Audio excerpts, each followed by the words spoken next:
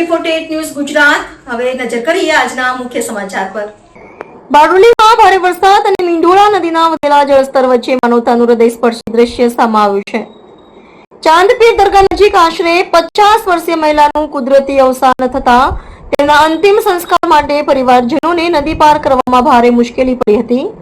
ત્યારે Bardoli town police અને fire વિભાગે સમયસર પહોંચીને માનવતાનું ઉત્તમ ઉદાહરણ પૂરું પાડ્યું હતું। ચાંદપીર દરગાહ નજીક મહિલાના કુદરતી અવસાન બાદ અંતિમ સંસ્કાર માટે પરિવારજનો મુશ્કેલીમાં મુકાયા હતા। મીંઢોળા નદીમાં પાણીનું સ્તર વધી જતા માર્ગ બંધ થઈ ગયો હતો।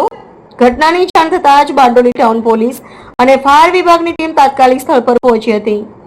ફાયર વિભાગે પોતાની રેસ્ક્યુ બોટની મદદથી પરિવારજનોને સુરક્ષિત રીતે નદી પાર કરાવ્યા, જેથી અંતિમ સંસ્કારની પ્રક્રિયા કોઈ અનિચ્છનીય બનાવ વિના પૂર્ણ થઈ શકી।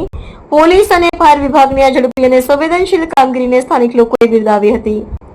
મુશ્કેલ પરિસ્થિતિમાં સરકારી તંત્રે માનવતાને પ્રથમ સ્થાન આપીને લોકોની મદદ કરી, જે સમાજ માટે પ્રેરણારૂપ બની છે।